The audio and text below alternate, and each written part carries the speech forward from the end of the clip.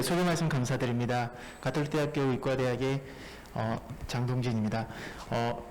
먼저 감사의 말씀을 드릴 거는 한국의약품안전관리원에서 지원을 해주셔서 저희 여의도 성모병원에 CDM을 설치할 수가 있었고, 그 다음에 또 연구과제를 지원을 해주셔서 저희가 구축한 CDM을 가지고 연구를 할 수가 있었습니다. 많은 기회를 주셔서 감사드리고, 제가 오늘 발표드릴 내용은 그 기회 가운데서 제가 배운 것들을 다시 한번 여러분들께 나눌 수 있는 그런 과정으로 준비를 했습니다. 기회 주신 점 다시 한번 감사드립니다. 오늘 제가 말씀드릴 것은 세 가지로 구성이 되어 있는데요. 첫 번째로는 표준이란 도대체 용어에서 무엇을 의미하는지, 특히 CDM 안에서 그것이 무엇을 의미하는지를 한번 리뷰하는 시간을 가지고, 두 번째로는 지금 가지고 있는 가용한 자료로 진단명을 매칭할 때 어떻게 하면 좀 편하고 빨리 할 수 있는지, 세 번째로는 의약품을 매핑을 할 때 어떻게 하면 좀 더 편하고 빨리 할 수 있는지, 그런 경험들을 좀 나누고 싶습니다.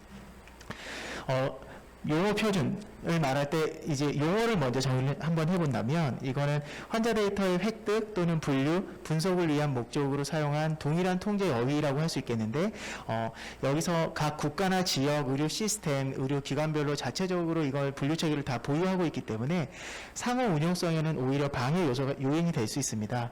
그래서 저희가 연구할 때는 똑같은 용어 체계를 써줘야 되는데, 그 용어 체계를 정의한 것이 일단 미국에서 좀 앞서가고 있는데요. 미국 하이텍이라고 불리는 보건 IT 표준위원회에서는 ONC의 표준 용어집으로 스노메드, 로잉크, RX 노음 등을 사용할 것을 권장을 하고 있습니다. 그리고 지금 21세기 치료법 이런 것들의 그 의료의 상호 운영성을 많이 강조를 하고 있는데, 거기에서 쓰는 용어들을 이런 걸로 써라 라고 얘기를 하고 있습니다. 근데 저희가 지금 하고 있는 것들이 커먼 데이터 모델을 구축을 하고 거기에 있는 것을 가지고 이제 분석을 하게 되는데, 가장 많이 쓰는 것이 오디시라고 하는 단체에서 운영 중인 오몹 CDM이라고 할 것입니다.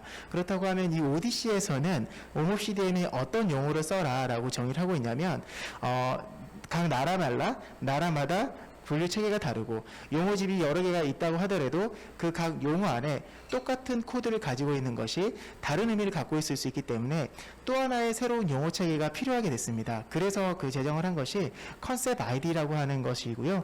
그렇기 때문에 오몹 CDM을 이용한 오몹 표준 용어를 따로 쓴다라고 하는 것이 한 가지 기억할 포인트고, 그래서 이거를 모든 영어의 공통 자료로 쓰기도 하고 또 표준화 매핑에 사용하기 위한 용어 체계로 쓰고 있다라고 할 수 있겠습니다.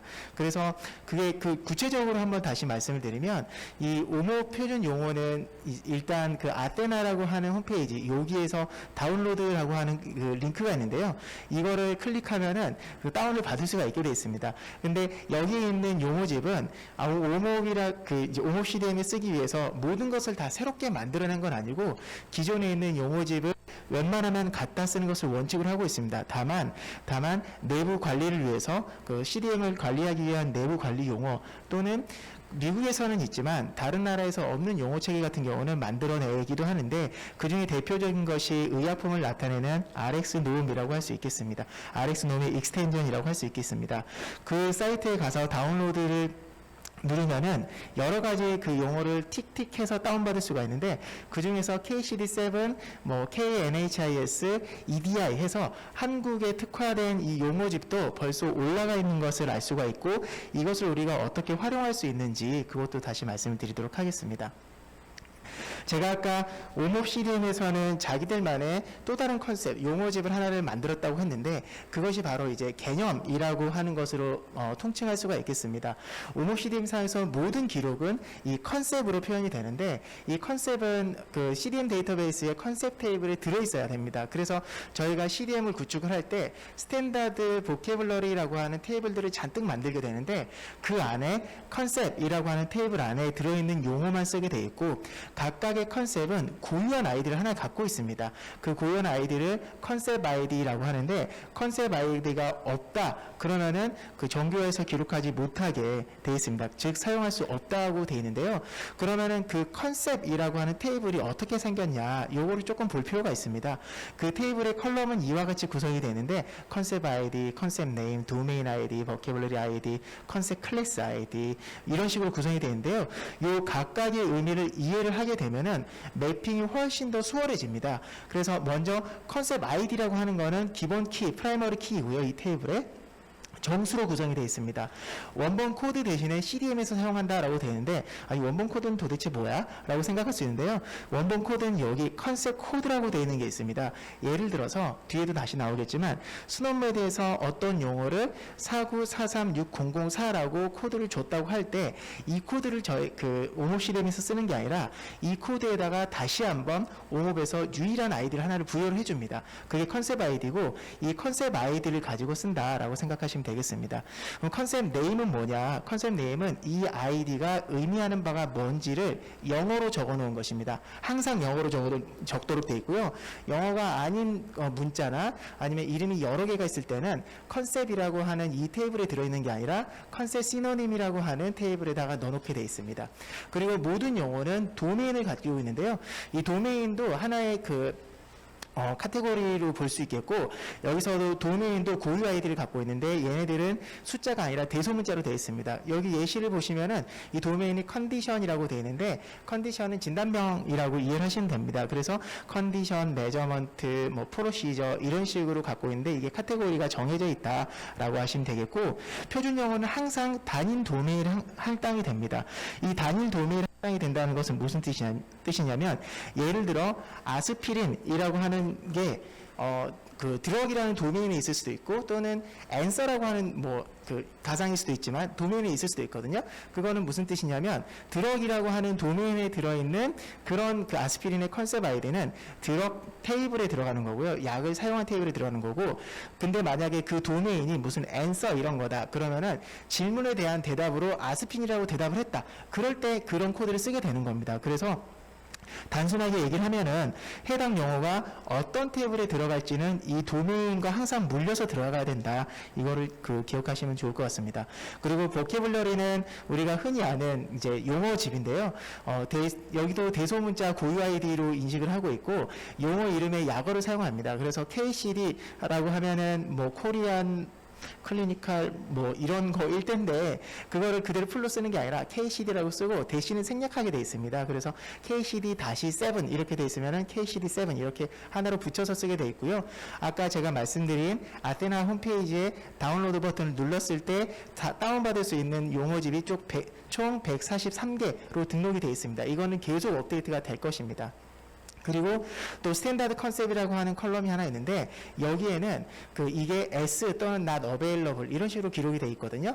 이게 내가 지금 쓰고 있는 이 코드가 스탠다드인지 아닌지를 알려주는데 이게 이제 표준인데요. 이것은 무엇을 의미하냐면 클리니컬 이벤트를 대표하는 개념 한 가지를 얘기하고 있는 겁니다. 이게 조금 더 구체적으로 말씀드리면 심방세동이라는 코드가 여러 개가 있을 수 있습니다. ICD 10, KCD 7 이런 데 있을 수가 있는데 그때는 스노메드 용어의 컨셉 아이디 얘만 스탠다드로 쳐줍니다. 그렇다고 하는 거는 넌 스탠다드인 애들은 그 스탠다드에 매핑을 해서 써야 된다라고 하는 의미를 갖고 있고, 그렇기 때문에 지금 이 시간에 제가 말씀드리는 매핑이라는 작업을 해야 되는데 매핑이라는 작업은 내가 갖고 있는 용어집이 스탠다드에 해당하지 않는다면 스탠다드에 해당하는 스노메드와 같은 것에 맞춰줘야 된다라고 이해를 하시면 되겠습니다. 그리고 이제 가장 헷갈리는 컨셉 코드는 각 용어집에서의 코드입니다. 즉 스노메드에서의 코드 또는 KCD에서의 코드 이런 걸 말하는 거고요. 이 컨셉 코드와 컨셉 아이디는 다른 것이다 라는 것을 이해하시면 되겠습니다. 그래서 간단하게 설명을 드렸지만 여기 ICD-10이든 스노메드든 메쉬든 이런 여러 가지 이제 용어집이 있다고 하면 그거를 스노메드에 맞춰주는 게 매핑이라고 할 수가 있겠고, 이 스노메드의 용어는 하이라키가 있다라는 것을 알 수가 있습니다. 이거는 다시 말씀드리도록 하겠습니다. 그러면 내가 갖고 있는 용어를 어떤 용어집에 맞춰야 될 거냐, 여기에 대해서 이제 궁금하실 텐데 오모업의 이제 위키를 들어가 보면 스탠다드 컨셉으로 맞추려면 여기다 맞춰라라고 되는데 보시면 컨디션은 ICD-3랑 또는 스노메드로 맞춰라. 프로시저는 스노메드나 CPT-4 다양한 것에 맞춰라. 메저먼트는 로잉크나 스노메드로 맞춰라. 드럭은 RxNOM과 RxNOM 익스텐전 등으로 맞춰라라고 되어 있는데 딱 보시면 스노메드가 이 중심에 있다는 걸 알 수 있습니다. 그래서 모르겠다 그러면 일단 스노메드로 다 맞춰 놓으면 매우 편하고요. 다만 여기 드럭이라고 하는 애는 RxNOM과 RxNOM 익스텐전으로 맞춰야 된다라고 생각하시면 되겠고, 이것을 클래시피케이션 하는 코드는 이렇게 여러 가지가 있지만 굳이 매핑을 할 때 ATC나 다른 코드로 맞추는 건 아니고 여기 스탠다드 컨셉 여기에 맞춰야 된다. 이걸 기억하시면 되겠습니다. 근데 용어와 용어 사이에는 관계들이 있습니다. 그 두 개의 용어가 특정한 관계를 맺을 수가 있는데 동일한 도메인 또는 동일한 버케블러리에 속하는지 여부와는 무관합니다. 예를 들어서 KCD7의 신방세동은 매핑을 할 때 이거는 수논문에 되어 있는 신방세동이다라고 얘기를 할 수가 있다라는 것이죠. 그리고 이거는 어디에 정의가 되어 있냐? 컨셉 릴레이션십 테이블에 정의가 되어 있는데요. 이 테이블의 구조는 이렇게 되어 있습니다. 첫 번째 컨셉 아이디, 두 번째 컨셉 아이디, 그것들의 관계, 그 다음에 이게 언제부터 쓰고 언제까지 썼는지가 있는데요. 이 세 개가 중요한 컬럼이라고 할 수 있습니다. 1번하고 2번의 관계는 이러하다라고 의미를 해석할 수 있는데 당연히 거꾸로 2번이 1번 자리에 그 숫자가 올 수 있지 않겠습니까? 그럼 이게 역관계가 성립이 되거든요. 그렇기 때문에 반드시 어떠한 컨셉이 하나가 들어가 있으면 이 컨셉 릴레이션십은 쌍을 이루게 되어 있습니다. 예를 들어서 1번이 2번의 maps2라고 하는 관계를 가진다라고 하면은 그 다음에 반드시 2번은 1번의 rapid from이다라고 하는 관계가 테이블에 반드시 나오게 되어 있습니다. 그래서 이렇게 되어 있는 게 릴레이션십인데 릴레이션십에서 이제 중요한 거 두 가지를 말씀드리면 첫 번째는 동등한 개념입니다. maps2랑 rapid from 같은 경우는 동일한 도메인에서 얘랑 같은 거야. 예를 들어 그 KCD의 그 컨디션 코드, 컨디션이라는 도메인에서 그 신방세동은 스논메드 이거랑 같은 거야 라는 게 여기 써 있다는 겁니다. 두 번째로는 maps2 value랑 뭐 value mapped from이라고 하는 동등 개념인데 이거는 measurement나 observation에서 이거의 검사 결과는 이거다. 이거를 의미하는 거고요. 그래서 이제 저희가 진단명을 매핑을 할 때 동등 개념을 웬만하면 찾아내려고 하거든요. 근데 동등한 개념이 없으면 그거보다 살짝 더 넓은 개념으로 매핑을 할 수 있는데 그걸 어필 매핑이라고 얘기를 하고 있습니다. 근데 이렇게 되는 경우에 정보의 구체성이 유실이 되기 때문에 이거는 매핑을 하는 이제 임상가들한테 좀 조언을 얻어야 될 거라고 보고요. 두 번째로 컨셉과 컨셉 사이에서 중요한 관계가 있는데 그거는 계층적 관계입니다. 하이라키라고 할 수 있는데 이것은 아까 그 테이블에서 isor 또는 subsums라고 되어 있습니다. isor는 동등 관계가 아니라 얘가 parent랑 child를 얘기하는 거거든요. 그 다음에 subsum 그래서 이제 isor를 뭐 A isor B라고 하면은 A가 B의 하위 관계에 들어간다라고 이해하시면 되겠고 subsum이라고 하면은 걔가 상위 관계다라고 할 수 있는데 페어런트 컨셉이 가진 모든 속성을 다 가지면서 거기에 하나 이상의 추가 속성이나 또는 정밀하게 정의된 속성을 가지는 애를 차일드라고 할 수 있습니다. 페어런트와 차일드로 구성이 되어 있고 근데 하나의 페어런트는 여러 개의 차일드를 가질 수도 있고 하나의 차일드는 여러 개의 페어런트를 가질 수가 있다는 특징이 있습니다. 그리고 이거는 그럼 어떻게 테이블이 생성되느냐 하면은 컨셉 릴레이션십 테이블 아까 말씀드렸던 두 가지 컨셉과 그 관계를 정의하는 그 테이블에서 자동으로 컨셉 앵체스터 테이블이라고 하는 것이 만들어지는데 여기에 정의가 되어 있고요. 근데 이게 또 주의할 점 하나는 그러면은 컨셉 릴레이션십에 모든 게 다 정의되어 있겠거니 생각할 수가 있는데 지금은 뭐만 되어 있냐면 그 다음에 컨디션 도메인은 매우 잘 되어 있습니다. 하지만 프로시저나 메저먼트, 옵저베이션 도메인은 일부만 되어 있다. 아직까지 완벽한 건 아니다. 이걸 좀 알 필요가 있겠고요. 그래서 이제 매핑을 할 때 생기는 특수한 상황들에 대해서 말씀을 드리면 처음에는 성별입니다. 성별 같은 경우는 출생 시에 생물학적인 성별을 기재하도록 되어 있습니다. 그래서 환자가 나는 이제 여잔데요. 이렇게 한다고 하더라도 그거는 옵저베이션 테이블에다 적어놓는 거지 젠더에다가 적어놓지는 않습니다. 그래서 보통 남녀 두 가지로만 기록이 되어 있다는 게 한 가지 특징이고 두 번째는 처음에 이거를 접할 때 되게 헷갈리는 게 레이스와 에스니시티인데요. 이걸 미국 정부가 정의한 대로 적용을 하거든요. 그래서 히스패닉과 넌 히스패닉으로 나눠져 있습니다. 그래서 저희 우리나라에서 이거를 매핑을 하다 보면 웬만하면 다 넌 히스패닉으로 다 이제 정리가 되고 또 에스니시티 인종은 상위 5개 인종만 구별을 하고 있습니다. 근데 한국적인 특징에서는 워낙 다인종 국가가 아니기 때문에 그냥 웬만하면 다 넌 히스패닉에 이거는 잘 쓰지 않는 실제로 연구할 때도 실제로는 잘 쓰진 않고 있습니다. 진단 코드는 이제 또 진단 코드에서 특이한 상황들은 KCD랑 ICD가 우리는 진단 코드집 이라고 해서 쓰고는 있는데 실제로 그 안에는 프로시저 또는 상태 즉 옵저베이션도 같이 있거든요. 그래서 행위도 같이 갖고 있다라는 거를 머릿속에 꼭 이제 기억할 필요가 있고, 프로시저 같은 경우는 이제 주로 쓰는 게 CPT4 같은 것들 쓰는데, 얘네들도 청구를 위한 코드이기 때문에 다른 도메인에 해당하는 용어가 종종 섞여 있습니다. 그리고 기기 같은 경우가 좀 이제 문제가 되는데, 기기는 아예 표준화된 코드가 없다라고 그냥 보시면 될 것 같고요.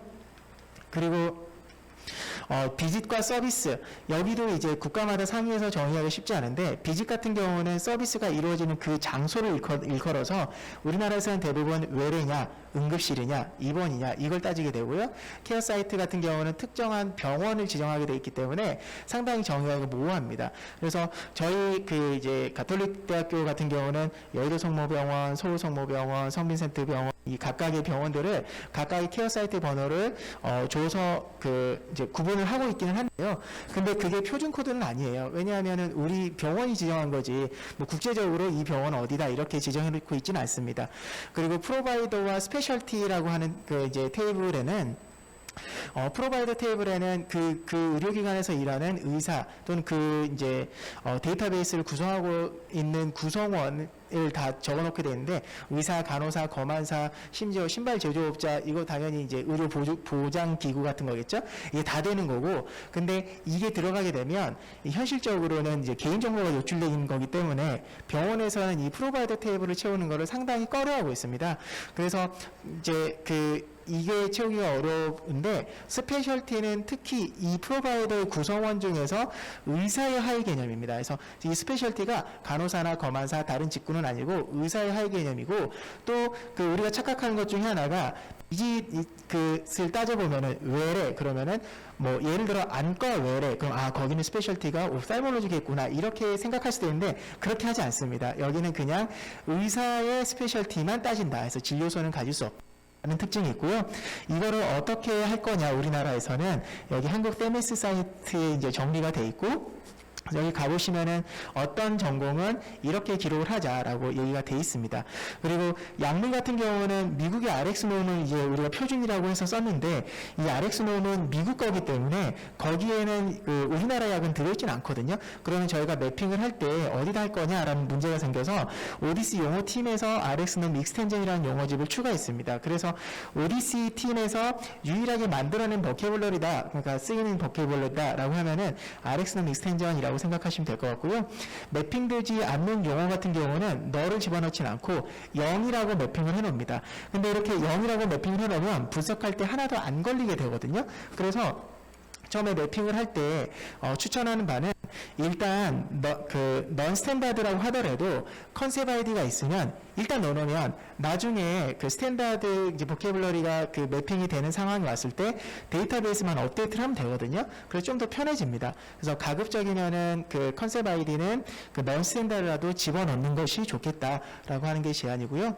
그래서 중간 정리를 좀 하자면, 컨셉 아이디랑 컨셉 코드는 전혀 다른 이야기다라는 것. 두 번째로는 컨디션 프로시저 메저먼트는 스놈메드로 웬만하면 매핑하면 되겠고, 드럭은 Rx놈이나 Rx놈 익스텐전으로 매핑하면 되겠다라는 것이 중간 정리인데, 그러면 이제 실무적으로 진단명은 어떻게 매핑을 할까, 여기에 대해서 좀 말씀드리도록 하겠습니다. 제 경험은, 제가 처음에 이제 안전원에서 이제 지원해주는 과제에 선정이 되고, 그거를 이 마스터 코드를, 병원 내 마스터 코드를 얻으려면 원장님한테 승인을 받아야 되겠죠. 그래서 결제를 올리고 승인을 받아서 마스터 코드를 수령한 다음에 그걸 가지고 일일이 진단명을 보고 아테네 찾아 들어가가지고 하나 보고 찾고 하나 보고 찾고, 이런 작업을 거짓말 안 하고 그렇게 시작을 했습니다. 그랬더니 한 3개월 걸리는 거예요, 매핑하는 데만. 근데 제가 이제 이 자원들을 좀 살펴보다 보니까 지금 그렇게 하지 않아도 될 것 같다라는 생각을 해서 그거를 좀 말씀드릴 텐데요. 가장 고생스러웠던 방법, 제가 초기에 시행착오를 겪었던 그 방법은 첫 번째 이거였습니다. 아테네 홈페이지에 들어가면은 이 검색창에다가 이름을 칩니다. 근데 여기서 도메인은 컨디션으로 해놓고 버케블러를 스노메드로 해주면은, 그럼 보통 제일 위에 이제 해당하는 애가 뜨거든요. 그러면 이거를 가져다가 여기 컨셉 아이디로 옮겨야 되는데, 아주 운이 좋지 않게 바로 옆에 코드라고 있는 게 적혀 있어요. 이 코드는 아까 제가 말씀드렸던 말씀드렸다시피 스노우메드에서 이 용어를 나타내는 코드를 말하는 거고, 컨셉 아이디는 옹업에서 부여한 유일한 아이디이기 때문에 요거를 베껴갖고 써야 되는데, 가끔 졸다 보면 얘를 카피하게 되거든요. 그렇게 되면은 나중에 매핑이 어그러져 있어요. 그래서 사람이 엄청 고생을 하게 됩니다. 그래서 인건비도 많이 들고 고생도 많이 하고 검증은 매우 어렵고, 그래서 이제 막 고생을 하다가 발견한 툴이 이 우사기라고 하는 툴입니다. 이게 그 오디시 커뮤니티에서 배포를 하고 있는데요. 얘 같은 경우는 소스에 그 이제 테이블을 집어넣어 놓고, 그 다음에 아까 그 아테나 사이트에서 다운받은 보캐블러리를 여기다가 집어넣어주면 얘가 자동으로 빌딩을 한 다음에 이 문자와 문자 사이의 거리를 잽니다. 그래서 문자와 문자 사이의 거리를 잰 다음에 가장 가까운 애를 점수에 따라서 이렇게 나열을 쫙 해주거든요. 그래서 여기서 1.00이 뜨면 글자가 한 글자 안 틀리고 다 똑같다는 뜻입니다. 그럼 걔는 바로 어프로브 버튼을 누르면은 매핑이 끝나는 거거든요. 그래서 이거를 클릭 하고 있으면은 매핑이 돼요. 근데 여기에 문제점은 뭐냐면, 이게 그 헤파타이티스 A, 헤파타이티스 B, 헤파타이티스 C 이런 거 있잖아요. 근데 진단명이 헤파타이티스였다. 그러면 얘네들 간의 점수가 똑같아요. 그래서 이 중에 뭘 골라야 될지 또 임상각 한번 봐줘야 됩니다. 하지만 그 상당히 획기적으로 시간을 줄일 수가 있고, 여기서 만들어낸 파일은 다시 익스포트를 한 다음에 다른 사람한테 리뷰를 보낼 수가 있습니다. 그래서 이거는 상당히 좋은 툴인데, 근데 조금 더 효율적인 방법이 또 생겼습니다. 가장 합리적인 방법은 뭐냐면, 지금 그 모든 병원은 청구를 위해서 KCD7을 씁니다. 그렇다고 하면은 KCD7이 지금 아테나에 올라왔으니까 일단 얘를 다운을 받는 거죠. 다운을 받는데, 다만 KCD7은 넌 스탠다드예요. 그렇기 때문에 지금 우리가 그 스탠다드에 매핑해야 되는 숙제는 그대로 남아있죠. 그러면 우리가 뭘 활용할 수 있느냐, 아까 말씀드렸던 컨셉 릴레이션십 테이블을 같이 구축을 할 수 있거든요. 그걸 다운받은 다음에 이게 그 체크를 해보면 스노우메드로 돼 있어요. 완벽하진 않지만, 그러면 여기 KC도 있고 스노우메드 있고 컨셉 릴레이션십이 있으니까 연결하면 되겠다라는 생각이 들죠. 그래서 병원 진단 코드 마스터를 먼저 확보를 해야 돼요. 이거는 어쩔 수 없습니다. 그 원장님 승인을 받고 보안 서약 다 하고 지켜야 될 절차를 다 지켜서 이 자료를 구하게 되면 거기에 분명히 KCD7을 포함되어 있는 걸로 확보할 수가 있거든요.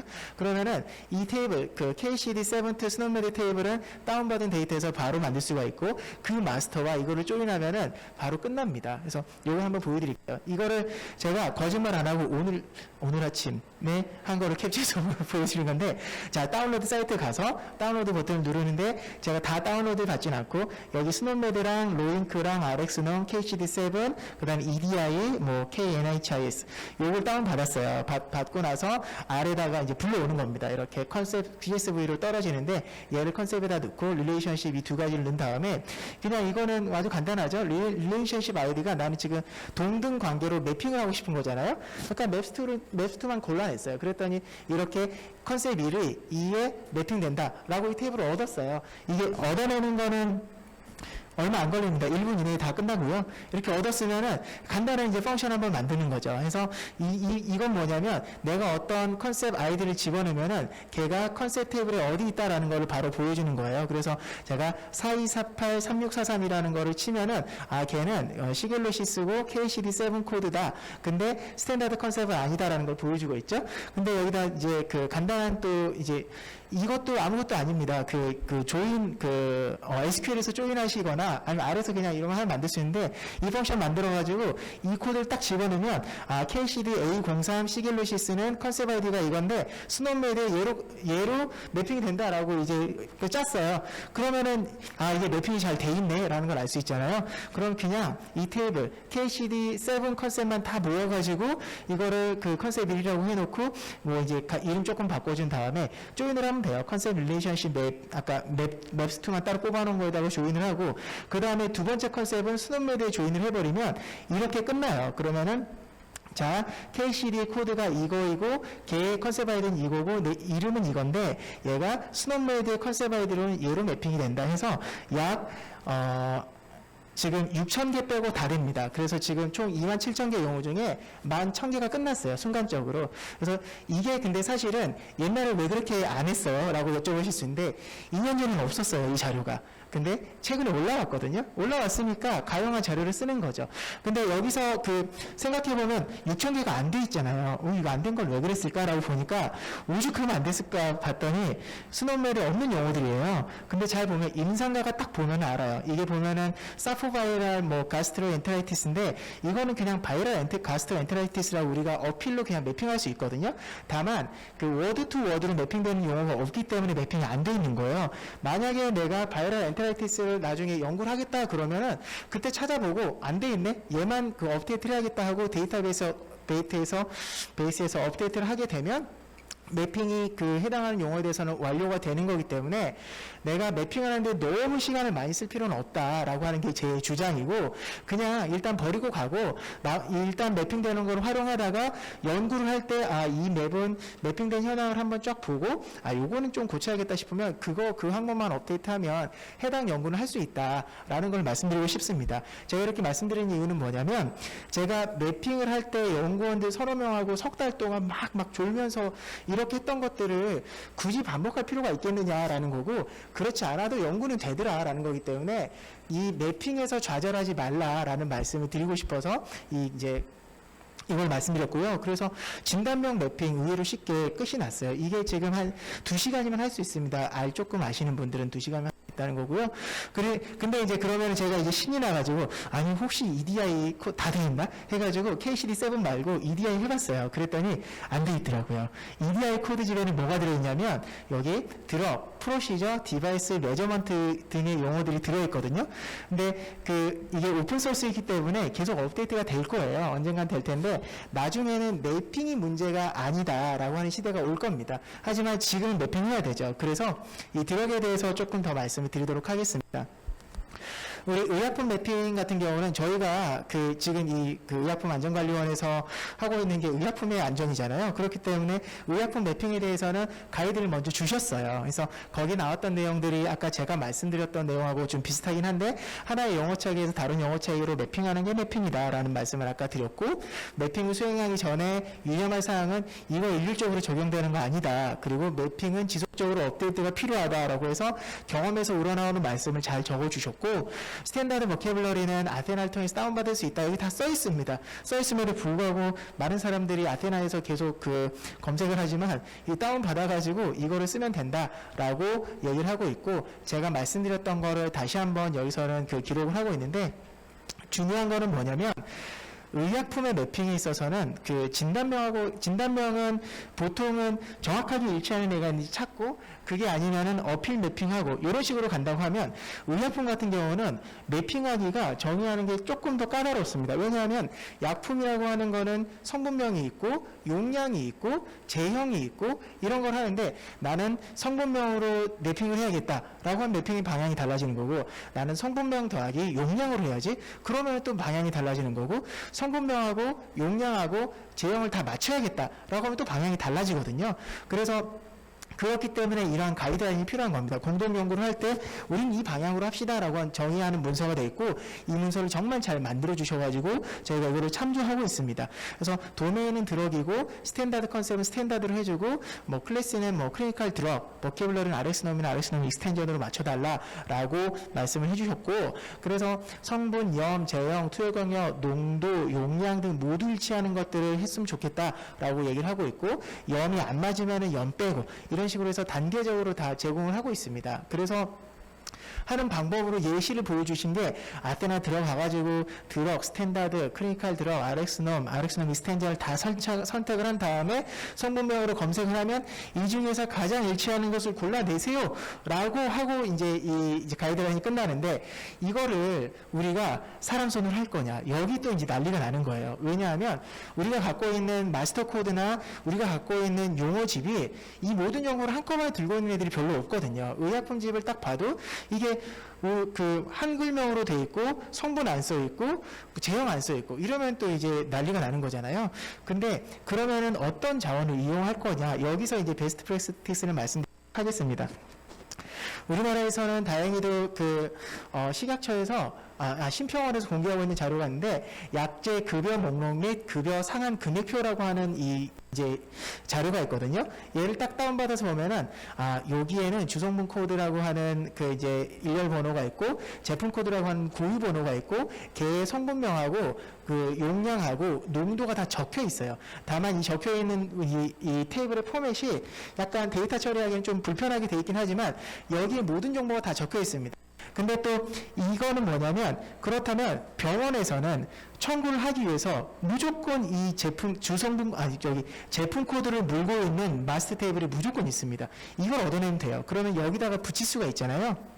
그러면 적어도 우리가 원하는 정보를 얻어낼 수 있는 테이블이 존재한다라고 하는 거고, 두 번째로 이제 그거는 청구형이고 그 비급여 약품은 어떻게 할 거냐라는 이제 질문이 나올 수 있는데, 비급여 약품은 여기 또 있습니다. 히란 홈페이지에 가면은 여기에 그 DUR 점검 대상 비급여 의약품 목록 리스트라고 있거든요.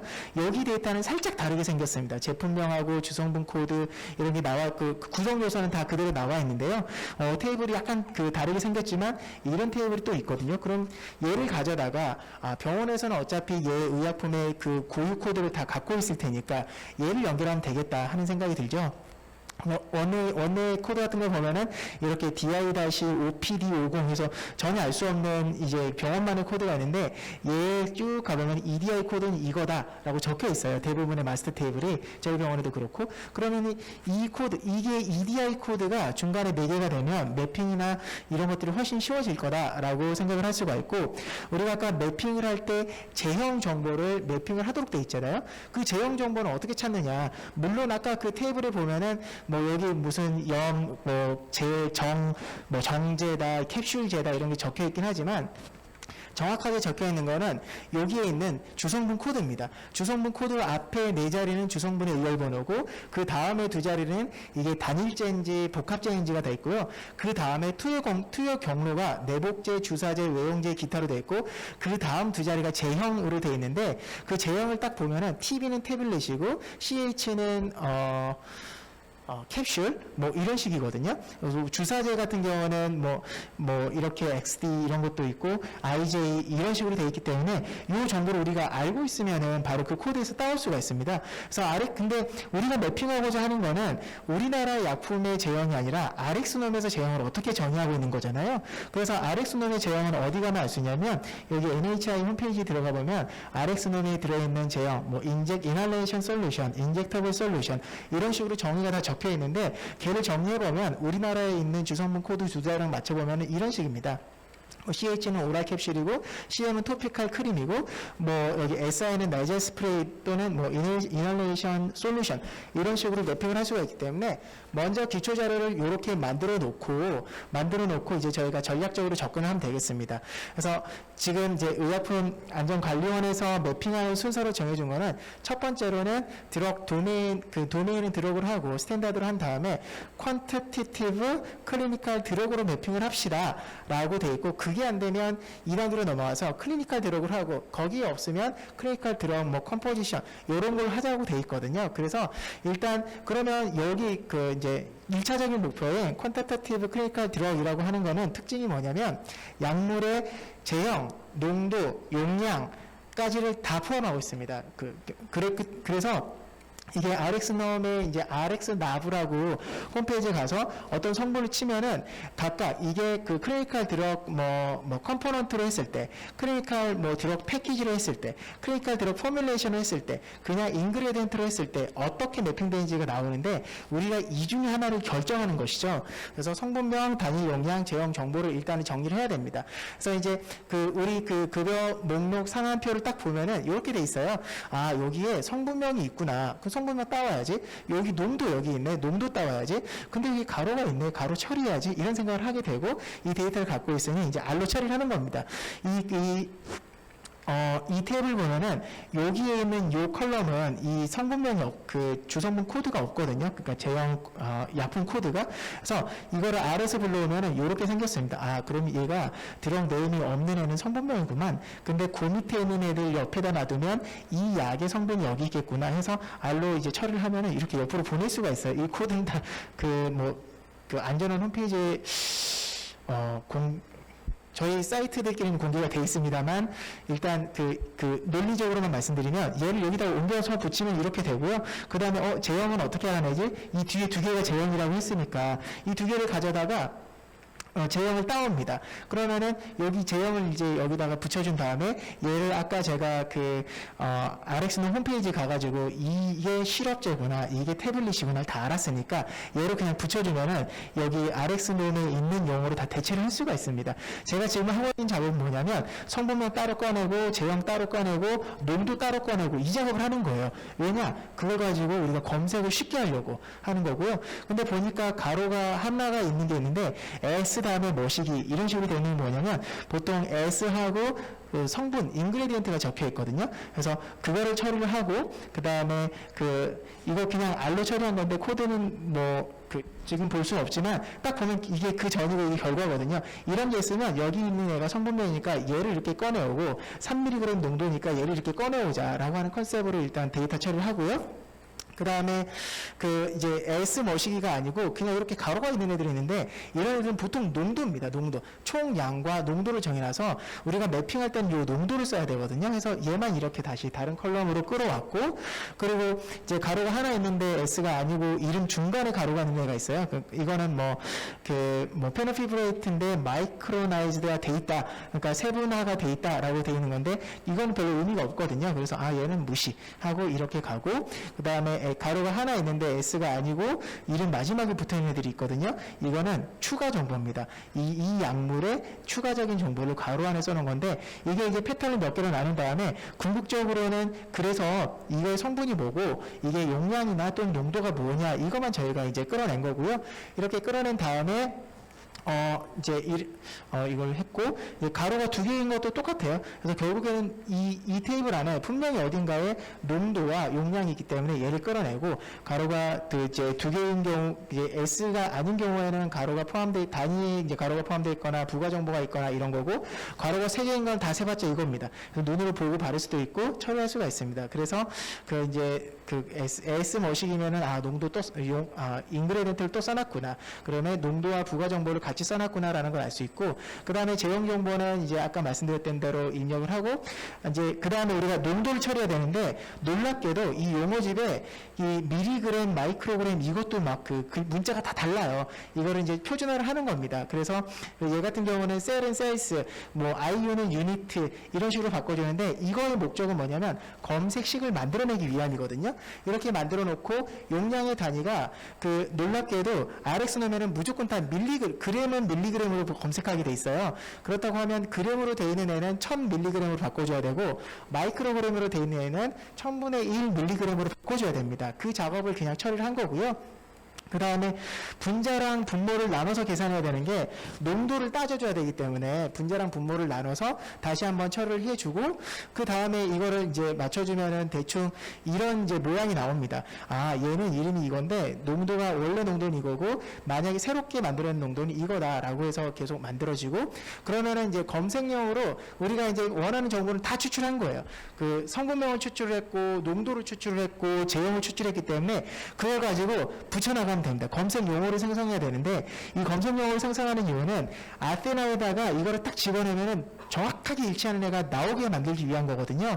근데 이게 서치 텀 같은 경우는 성분, 용량 또는 농도, 제형의 순서로 되어 있고, 복합제라고 하면은 이게 알파벳 순으로 나열이 되어 있고 거기에 이렇게 슬래시로 구분이 되어 있습니다. 그래서 그 규칙을 이제 발견했으니까 그걸로 만들어주고 그거를 우사기에다가 돌리는 겁니다. 그러면은 이게 50% 정도는 그냥 매치가 1.0으로 나와요. 그럼 이거는 보지도 않고 다 승인하면 되거든요.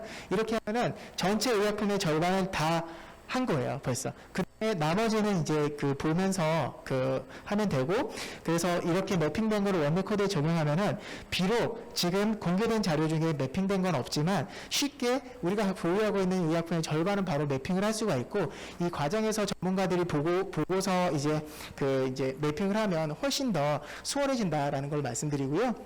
그래서 좀 팁을 드리자면 제형별로 구별을 해서 매핑하면 집중하는 데 도움이 됩니다. 그러니까 매핑이 안 되는 애를 막 스코어를 막 찾아가지고 하다 보면은 주사제 나왔다가 그 캡슐제 나왔다가 이렇게 되는 경우는 복잡하거든요. 그래서 캡슐제는 캡슐제끼리, 주사제는 주사제끼리 이렇게 분리해서 매핑하면 좀 정신 차리기가 쉬워지고요. 매핑 스코어가 0.9 이상이거나 1점 이상인데 1.0이 아닌 거는 대소문자의 문제이거나 용량의 차이가 있을 수 있다라는 거고요. 그러니까 매칭 스코어가 0.8 정도로 떨어지는 애들은 대충 염의 이름이 빠져 있는 거기 때문에 오히려 이쪽이 더 잘 돼 있다라고 할 수 있습니다. 그래서 순서대로 하면은 매치 스코어가 1.0인 애들 다 승인해 놓고 그 다음에 이제 알파벳 순으로 보면서 눈으로 바르면 빨리 끝난다라는 거고, 제가 이제 말씀을 마무리하면서 드리는 말씀은 뭐냐면, 일단 모든 거를 완벽하게 처음부터 다 하려고 하면은 반드시 포기하게 돼 있습니다. 그렇기 때문에 일단 그렇게 다 하려고 생각하지 말고 가급적이면 가용한 자원을 최대한 이용해서 컴퓨터가 먼저 하게 만든 다음에 그 다음에 사람이 필요할 때마다 개입을 하는 게 맞다라는 거고, 용어집의 명명체계를 최대한 맞춰놓은 다음에 그걸로 검색을 하면은 검색이 훨씬 수월해집니다. 오늘 제가 시간이 없어서 로잉크 얘기는 말씀 못 드렸는데 로잉크도 6개의 용어체계가 있거든요. 그래서 그거를 미리 우리 마스터에서 다 뽑아서 맞춰놓은 다음에 검색하면은 로잉크도 쉽게 비교적 쉽게 매핑을 할 수 있다라는 거고, 자주 쓰는 코드를 우선적으로 매핑을 해놓고 연구 시작하기 전에 내가 정의한 코드가 매핑이 되었는지 확인해보고 안 되는 애만 업데이트를 해도 연구는 가능합니다. 그래서 그렇게 가는 것이 훨씬 더 효율적인 방법이다라는 말씀을 드리면서 오늘의 톡을 마치도록 하겠습니다. 감사합니다.